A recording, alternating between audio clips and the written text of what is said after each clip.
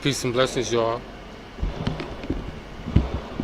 Peace and blessings, and welcome to Chat and Smoke. I want to thank all my supporters. Thank you for your support. Thank you for the views. Thank you for joining the channel. That means so much to me, so much that I couldn't wait to share this personal video with you. I want to talk about who I am and why I do the work that I do, and why I will always give you the honest truth. My name is Dave, Coach Dave, born and raised right here in Harlem, this building right behind me. Right here on Park Avenue, 128th Street, 129th Street, Harlem. And as a young child, I started off with a student with a lot of potential. You know, my mom's had me in the honor roll, doing a lot of good things, black pride, loving myself, learning black history. My dad was also instrumental in my life, bringing me around people like Alice Carnegie, who built the Community Association East Harlem Triangle. She was one of the people, the founders of that, the chairperson, I believe. And she also built the Senior Citizen, the Beatrice Senior Citizen.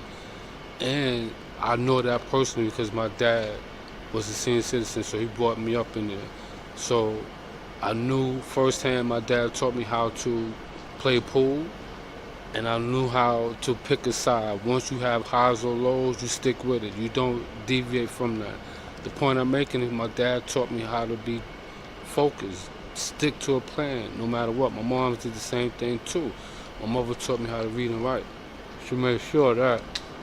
And as you can see, 30-something years later, look where I'm at. I just want to go back to that. Where you see, this is where I grew up at, humble beginnings, man. Like I started out, I was born in 71, a Gen X baby. By that time, Harlem was full of drugs as well as full of activism. You know, we had our Young Lords, our Black Panthers. We also have our Nicky Barnes.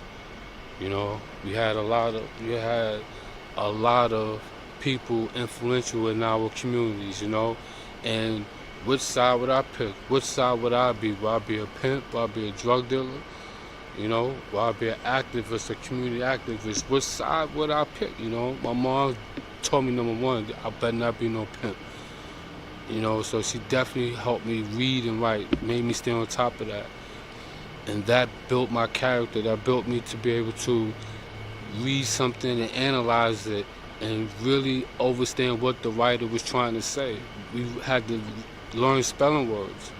You know, it's really critical for you to learn how to read and write. If not, anybody can tell you anything. How you gonna know if they're telling you the truth?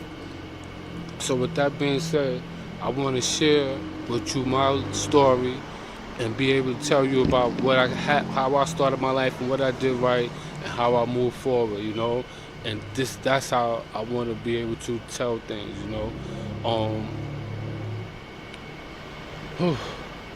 And I want to give a shout out and pay homage to the people who I grew up with. Also next door, my neighbors, my brothers. I'm gonna start out with Squeegee.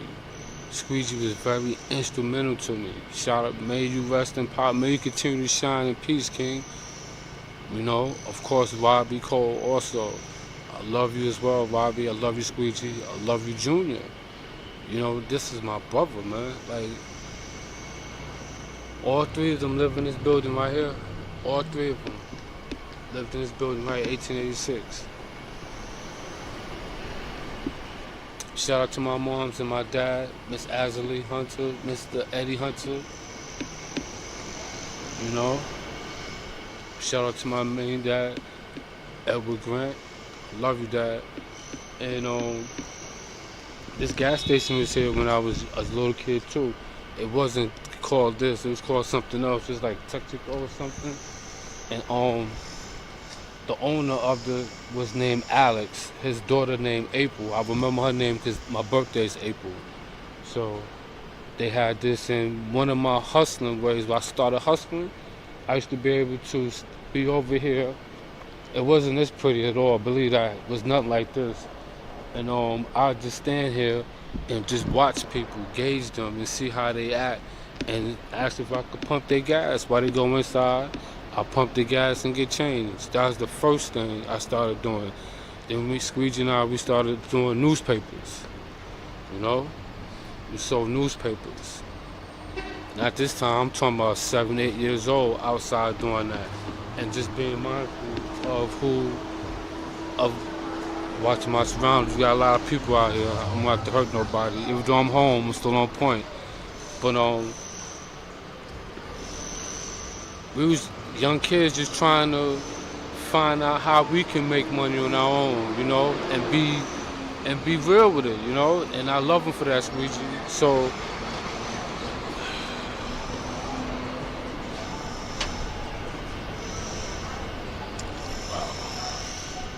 I really want y'all to understand, man.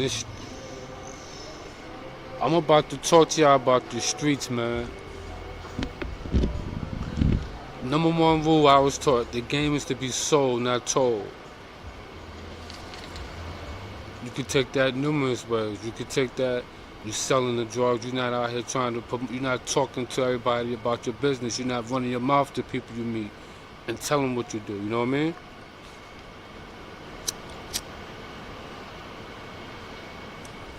You don't go outside and be tender dick. You know, pillow talking.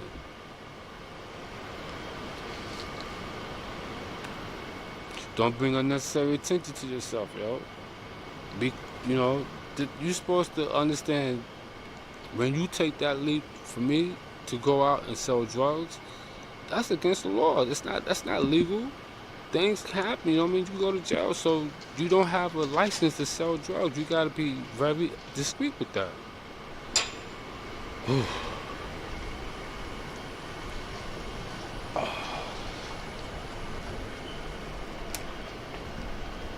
This is my block. After my dad passed away, I started hustling. About a year and a half after that. And ultimately, I ended on my block right here. Ultimately. I got here between about 16.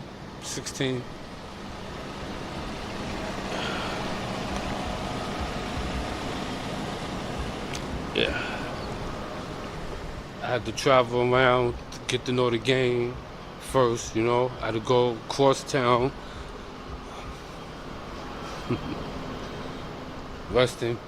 Continue to shine in power, Derek. I love you forever for teaching me how to fish, man.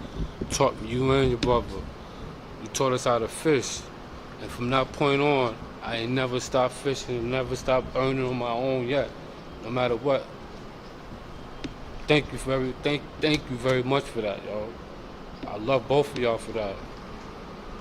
And the people who I work with, I thank you for being who you are, who you was to me.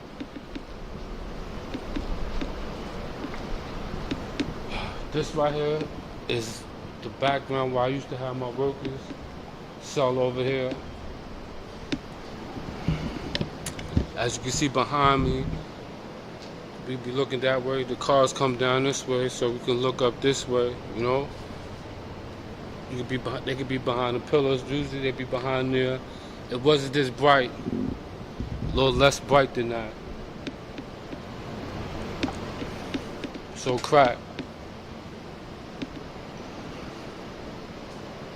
So I want y'all to really understand, like, I take this tremendously seriously, yo. Like, this is my life.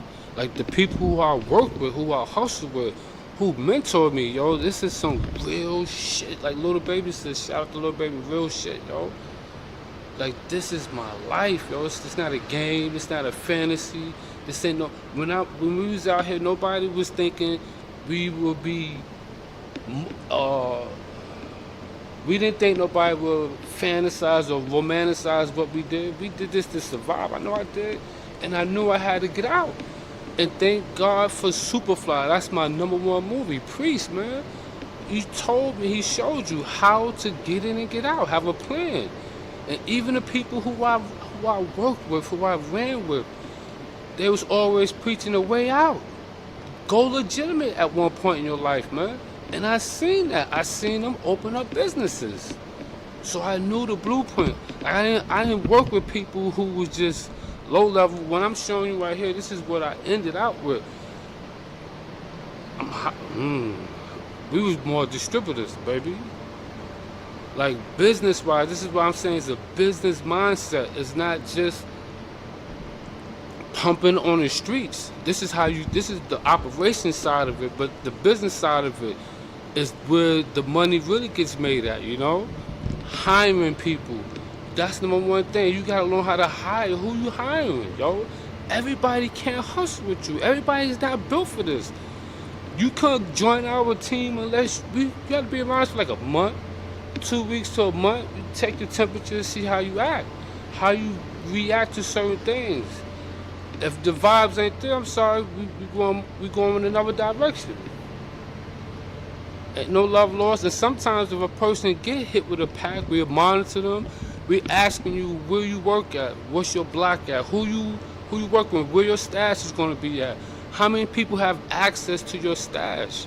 Because we don't want no problems. Nobody saying your stash got broken into. You know, we want to find all this out before we even give you some work, yo.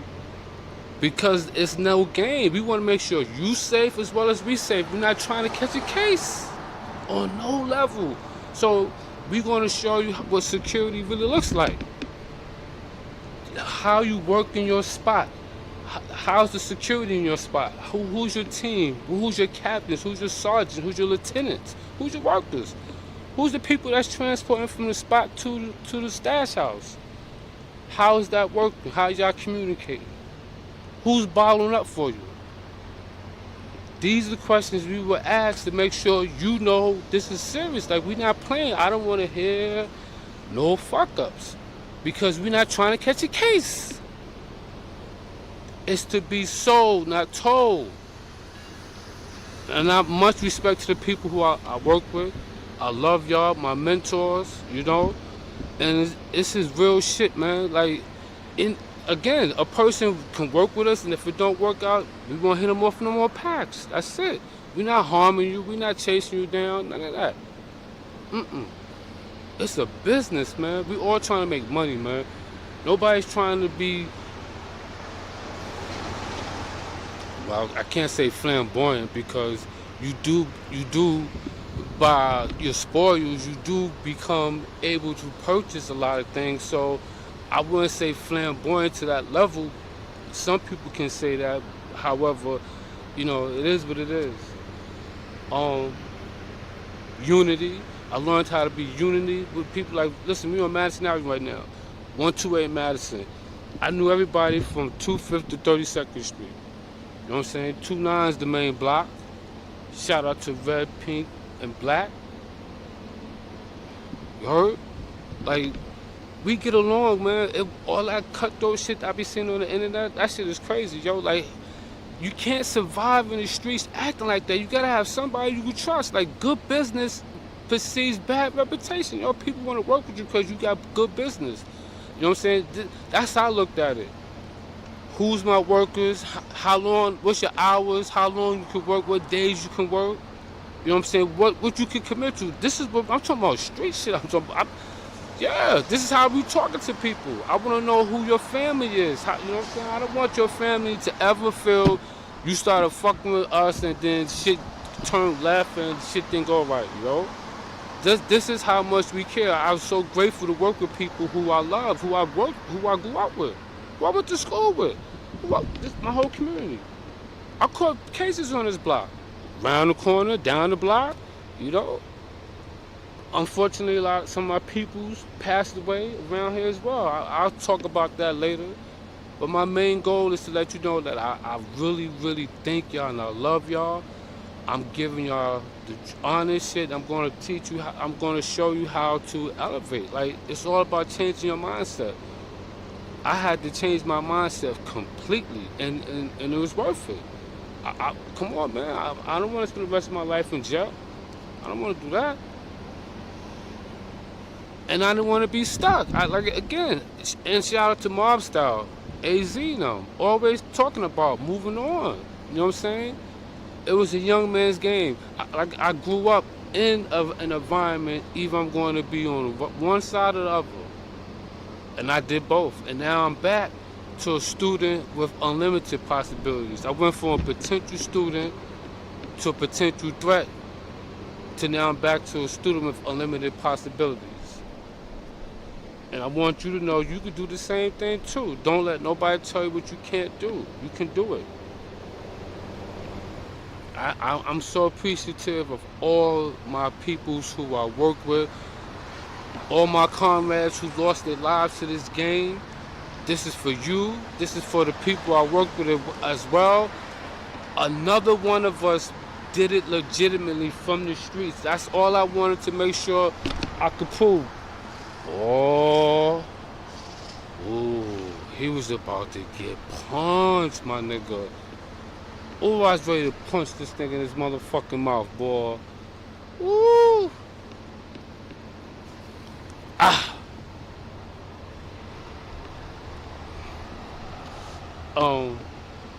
To all my real people, you know what I'm saying, in the street show, we did it. Another one of us made it. We made it to the point where we fully legitimate.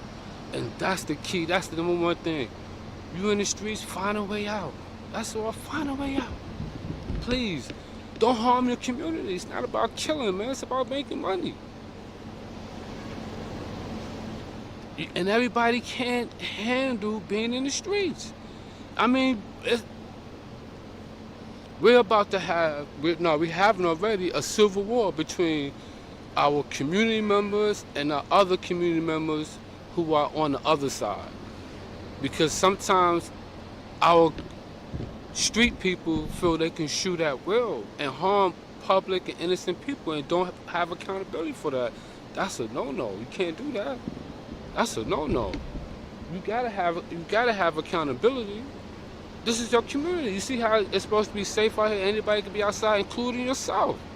So when you go against the norm and harm people you want to harm, including innocent people, somebody gotta go down for that. You gotta be responsible for that. That's all. Yeah. You have to be responsible for that. And I would say, Jay-Z song, Law, my God, yo, like, it was hard for me to get out these streets, man. I really believed I was going to do this for the rest of my life. Like, I had...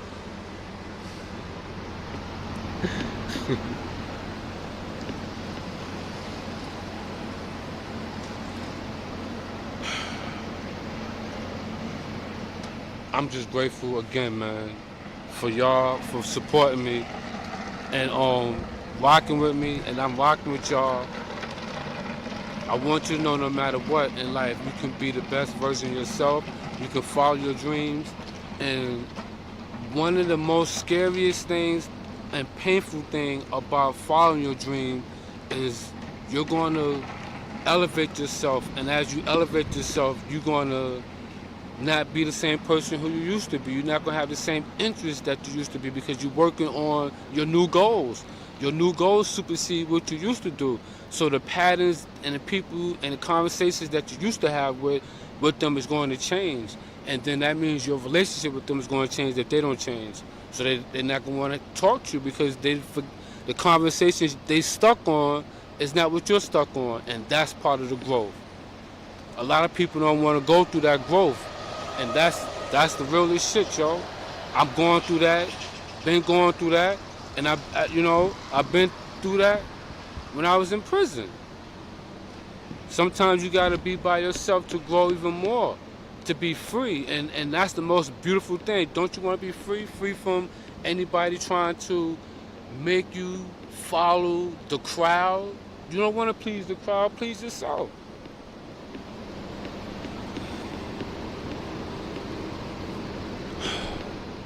We did it, man. I said I wanted to build my website. I built my website. I did the blogging. I'm doing social media. I self-made. I self-taught myself. Just like I did with the streets. I watched and I analyzed and I paid attention. And I learned. And then now I took those tools that I learned in the street and I incorporated. And I also want y'all to know we're going to start doing a lot of chat and smoke conversations live. We're going to be talking about live topics. And I want you to know on our program, Speak Without Being Offensive, listen without being defensive, and always allow your opponent to lead with their dignity. Those are the rules of engagement. You know, I want to help you use this techniques to be able to make your conversations be non-violent, be non-confrontational. I use this in my personal life and it works well. Like I don't have no arguments. That's another reason. I'm so positive people don't call my phone like that because I'm not allowing no negativity to come in. And I'm cool with that. It's peaceful. My mental is good. And that's the best thing about it. As long as my mental is good, I wake up happy and ready to work and to bring y'all blessings and inspiration and motivation. Yeah. Come on. Look, again, I'm here. I'm so happy. I can't wait to post this and put this out and be like, listen, we here now. I thank you, I thank you, I thank you. I wanted to make sure y'all understood where I come from before I really start analyzing and talking about the violence that goes on in our cities and our communities. We got to be able to talk about it and be real. Mental health is the situation. Yes, people talk about we need more cops, but that's not really it. What we need people who are going through some type of mental crisis. It could be anxiety, it could be depression, it can be PTSD, it could be a variety of things. However, it's happening to you and we need to make sure you realize you can get help for whatever you're going through. You don't have to take it out on people, including yourself mentally and all other stuff.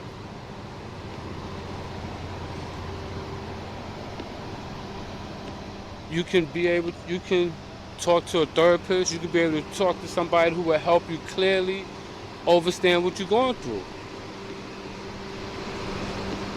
I'm gonna walk up a little faster and I want to hear all that noise.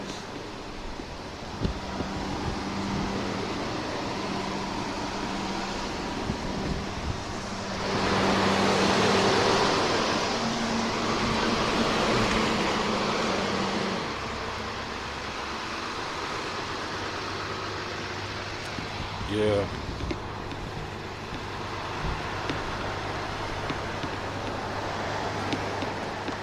We're on 127 Madison.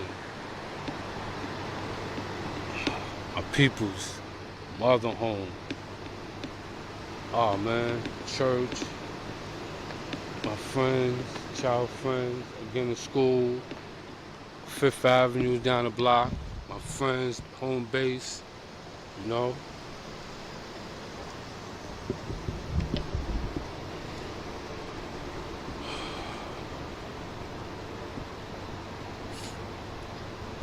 I'm telling you, man, I love the child people who I worked with and I grew up with, man.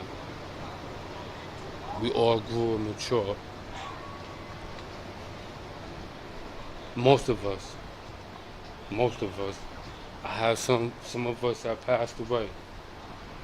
Again, in prison or through the streets, gun violence. And that's another thing I'm talking about, mental health, man. Like our mental, how do you handle that? How do you handle PTSD from gun violence and seeing your friends die? Over 30, 40 years, I know people pass away, including my dad. Like, at some point, you're going to have to get some type of help to talk about it. You don't have to use drugs. You don't have to continue to be violent. You don't have to do those things to handle your emotions. We got to learn how to handle our emotions more intelligently. That's all.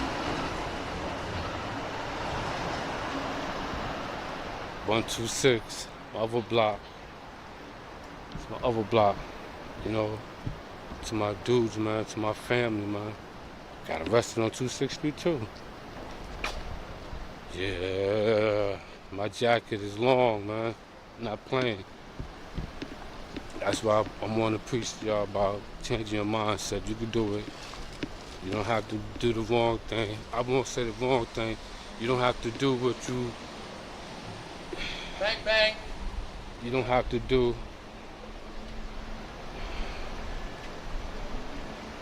what you're doing now to make money. You can do things legitimately. That's how I put it.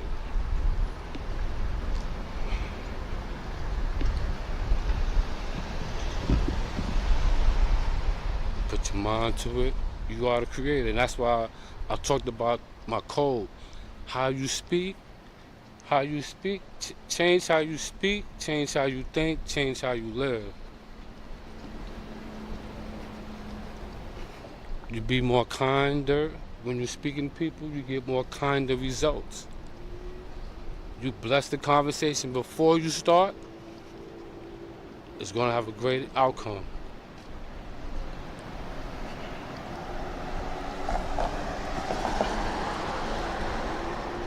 Now I'm on 2/5. I'm about to hang it up because I want to watch my arm. I'm going to smoke some more. I really, truly thank y'all, and I bless y'all. Talk more. Continue to support, continue to grow. And we're going to talk more about how, during conversations, people trying to make you feel uncomfortable.